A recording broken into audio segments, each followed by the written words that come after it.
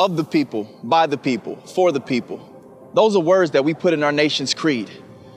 But only right here in America do we feed foreign countries while some starve on our streets.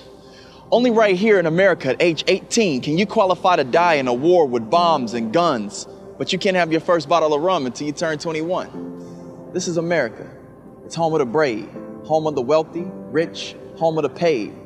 It's also home of the homeless, the hurt, the deceived, and home of natural disasters that left families in need. Some say that this is the home of hatred and the home of greed. But in Philadelphia, there's the city of brotherly love, and America is home of the highly achieved. This place, this nation, it's home of children with a bright future.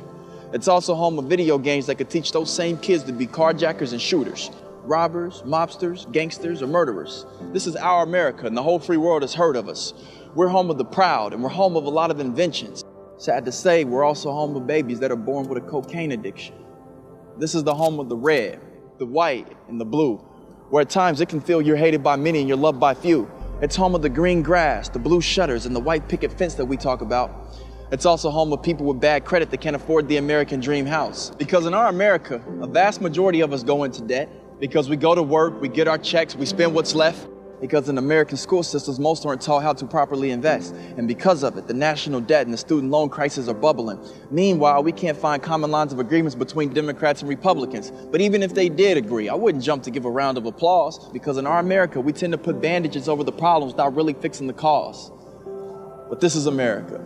A place where outsiders find it difficult to become a resident. This is the place where our ball players can potentially earn more than our president. This is the home of top models, TV shows, and actors. The place where cable was flooded with violence, rock bands, and rappers. A place where we're created equal, but we use racial slurs for practice. This is home where almost everything is done backwards. This is where 36.3% of our kids are born bastards. But I tell you to forget that number, because every year it grows faster. So welcome to America, where you are free.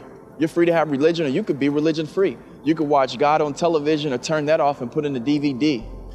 The ins, the outs, the goods, the bad, it's all America, and I'm proud of it.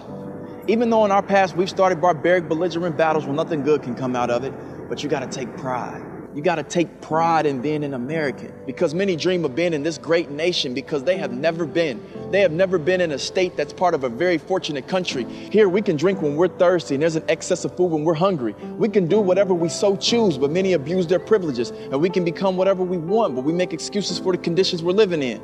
Well, I say it's time out for excuses and time in for execution. There's no more play in the middle. Either you're educated or you're relegated. Either you're gonna make something happen or you simply will not.